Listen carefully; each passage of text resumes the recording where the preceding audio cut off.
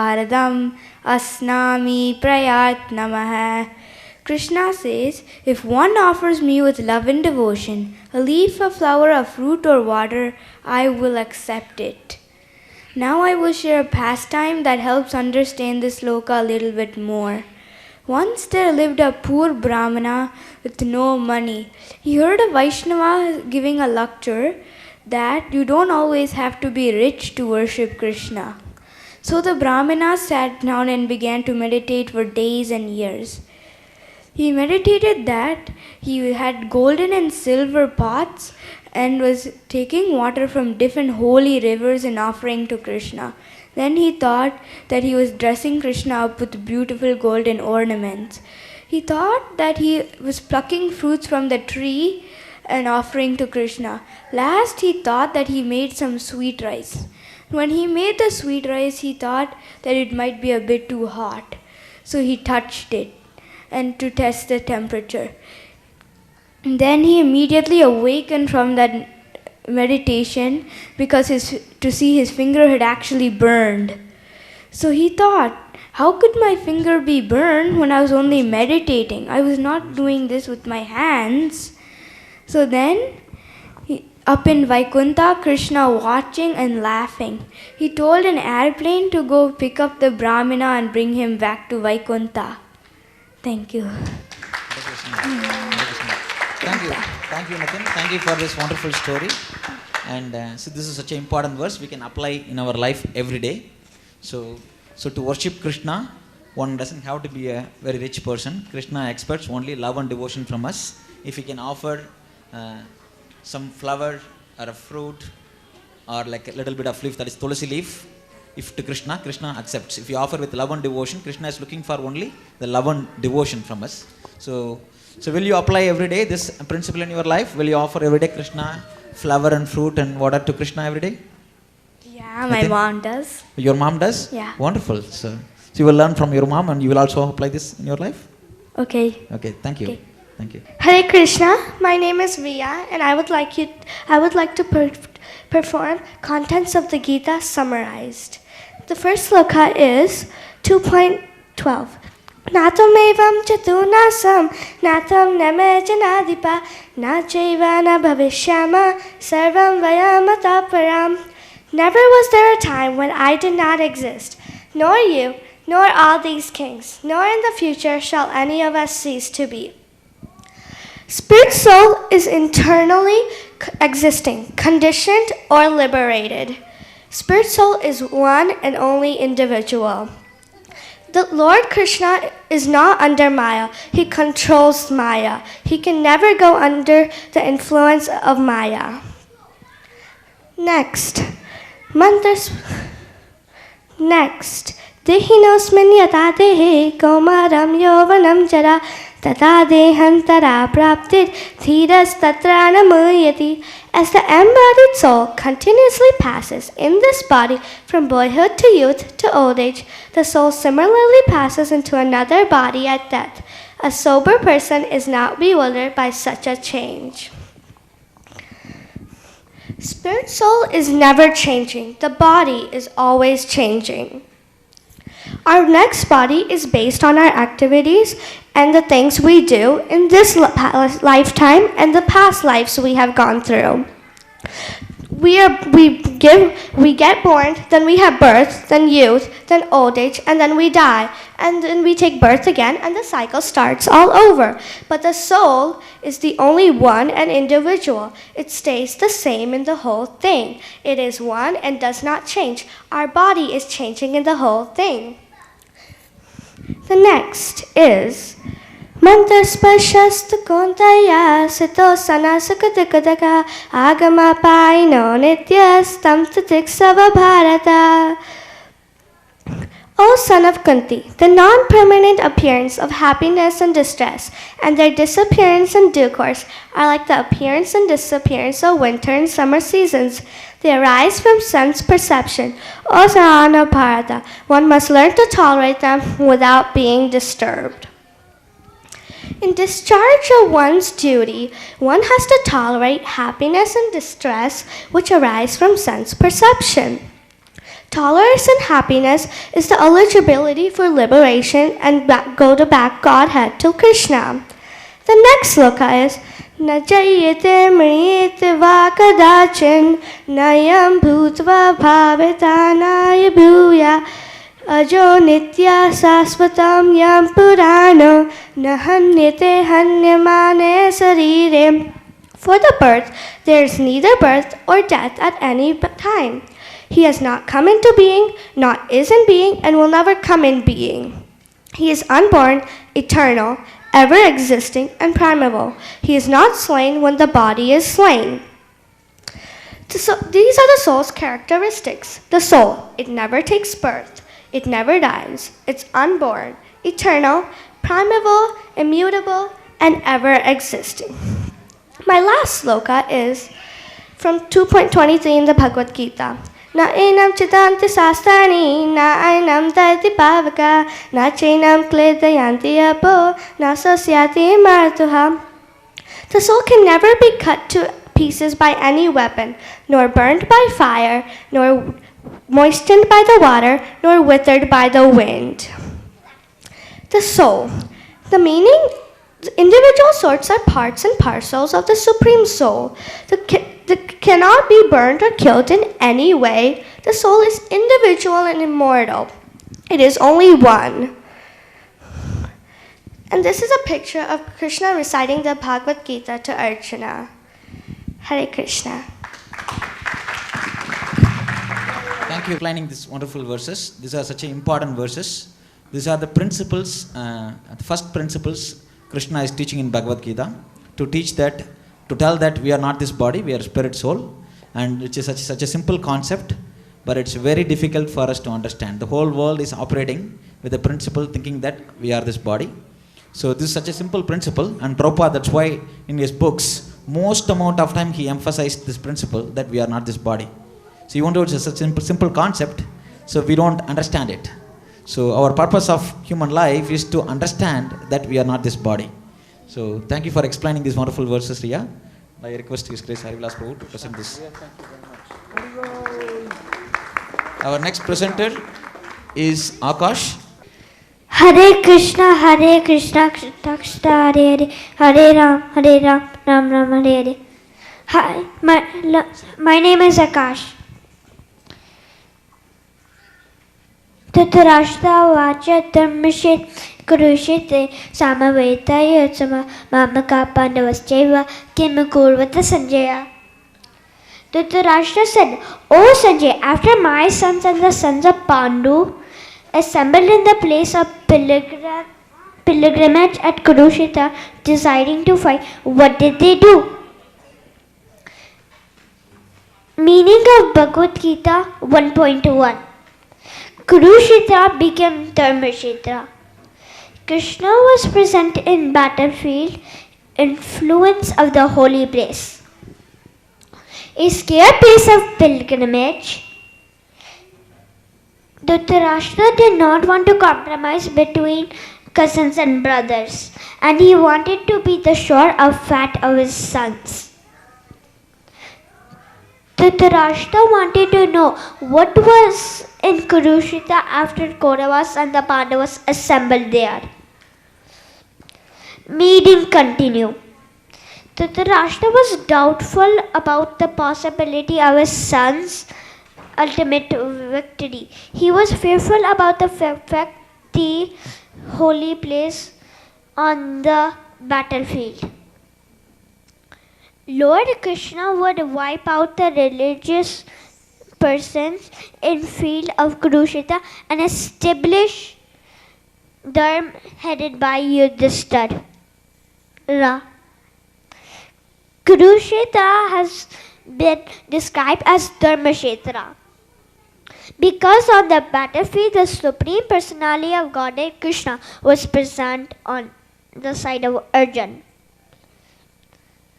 Krishna and Arjuna on the battlefield. Thank you, Akash. Thank you for presenting the first sloka in Bhagavad Gita. Such a wonderful sloka. And thank you for nicely explaining. And I request His Grace Harivilas Prabhu to present this. Please go ahead. Hare Krishna, my name is Trisha. I'm going to present a shloka from Bhagavad Gita, chapter 9, verse 26. Patram pushpam phalam toyam yo me bhaktya prayachati tadaham bhaktyuparhitam ashnami pratatmanaha. In this shloka, Lord Krishna says that anyone who offers him a leaf, a flower, a fruit, water, or anything with love and devotion, he not only accepts it, but completely enjoys the offering. Here, devotion means pure-minded and pure-hearted being. This consists of an attitude and mentality of dedicating everything they offer to the Supreme Lord exclusively with love. Thus, whoever offers the Supreme Lord Krishna even the most easily obtainable articles such as a flower, a fruit, some water, even a leaf, he will accept it as if it is offered with exclusive loving devotion. I'm going to tell you a story about this. Once there was a Brahman who used to worship his family's deity every day with food offerings. One day he went out of the town. He said to his son Raman, "Give the offering to the deity today so we can have prasadam." The boy offered food to the deity in the altar, but the deity would neither eat nor drink nor talk. Raman waited a long time, but still the image did not move. But he totally believed that Krishna would come down from his Gokula and eat. Again and again he prayed to the deity, saying, "O Lord, please come down and eat the food. It is already very late. Father will get angry if I do not feed you." The deity did not say a word. The boy cried, "O Lord, my father asked me to feed you. Why won't you come down? Why won't you eat from my hands?" The boy kept crying. At last the deity came down smiling from the altar in human form and sat before the meal and ate it. After feeding the deity, the boy came out of the prayer room. His relatives said, "The worship is over. Now bring the prasadam for us." The boy said, "God has eaten everything. He did not leave anything for you today." They entered the prayer room and were speechless with wonder to see that the deity had really eaten every bit of the offering.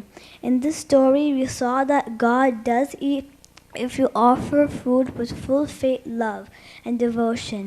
You do not have to cook a feast for the Lord. Even a fruit, a leaf, a flower, or water is enough for him. But the offering has to be with full devotion. Thank you, Trisha. Thank you for explaining these wonderful words and giving a nice story. So, if anybody offers to Krishna with love and devotion, he accepts. So, this boy was, in the story, we saw that the boy was offering with love and devotion to Krishna. So, Krishna came and accepted his offering. So I pray to Radha Nila Madhava that you also every day offer to Krishna everything, whatever you have, and then you eat, okay? Aham sarvasya prabhavo mata sarvam pravatate iti matva bhajante mam buddha bhava samanvitaha. I am the source of all spiritual and material worlds. Everything emanates from me. The wise who perfectly know this engage in my devotional service and worship me with all their hearts.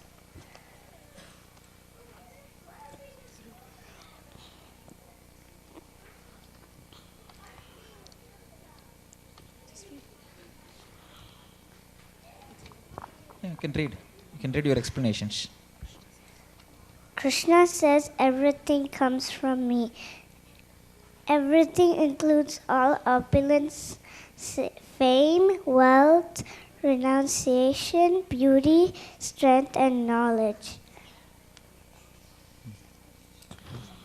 One who knows this becomes a pure devotee and worships Krishna with great attention. Krishna is Bhagavan. Bhaga means opulences. One means one who has them.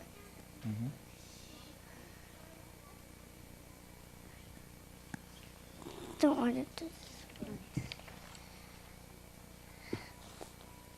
In Sanskrit, Krishna means all attractive. No one can be equal or greater to Krishna.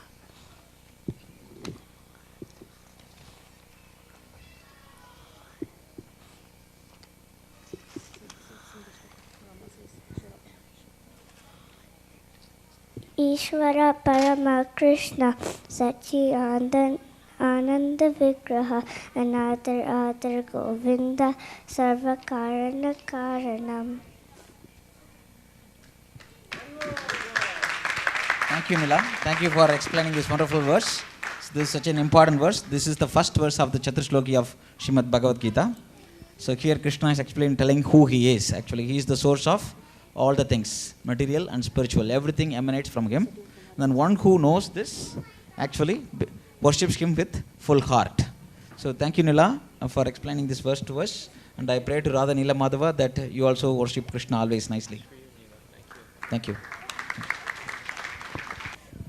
Hello, my name is Sindhu and I am telling the Dashavatar.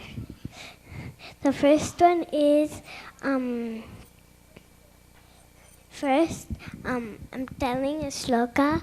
Yada yada hi dharmasya glane bhavati bharata abhyuttanam adharmasya tadatmanam shrijamyaham. The first Dashavatar I'm saying is the Matsya. It's the incarnation of Vishnu turning into a fish, and the next one is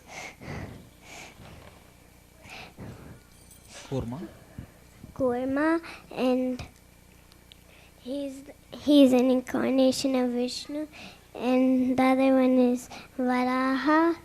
He's another incarnation, and this one is Narsimha, half lion and half man. This one is Vamana, and this one over here is Parshuram. This one is Ram. This is baby Krishna. This is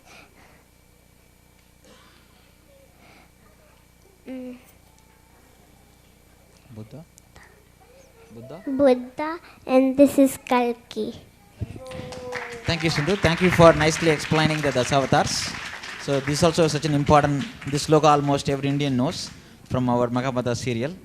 So this is such an important sloka. Krishna is explaining here in this verse why he appears in this world. And then there are so many, Krishna takes innumerable number of incarnations. So quite a few of them are described in Srimad Bhagavatam. And then this 10 avatars are considered to be important avatars described in other Puranas. So thank you for explaining these avatars, Sindhu. Thank you. I request His Grace Harivilas Prabhu to present the certificate.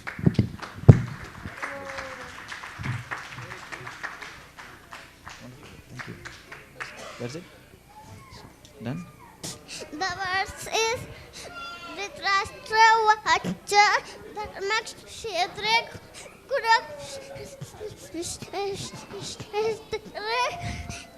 Kurukshetre.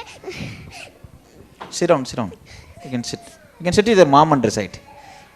Kurukshetre Samaveta Yuyutsva Mam Akka Pandavas Jaiva Kimakurvata Sanjaya.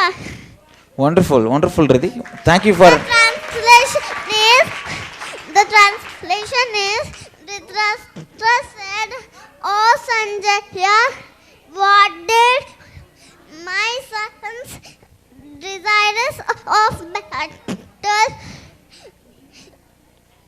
and Pandu sons do of the holy land of Kurukshetra?"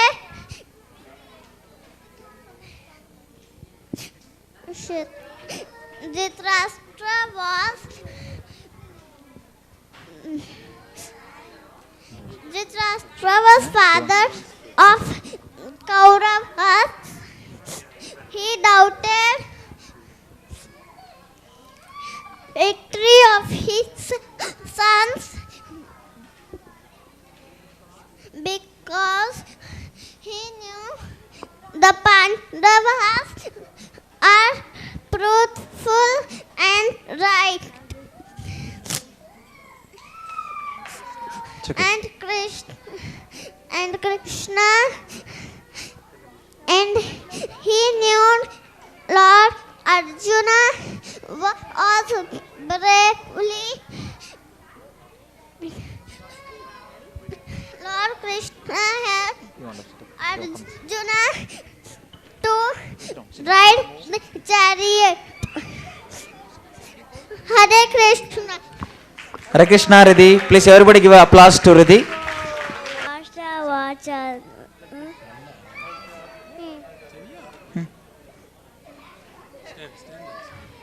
Dhritarashtra vacha dharma kshetre kurukshetre samaveda mamukha pandavascha kimakurva sanjaya.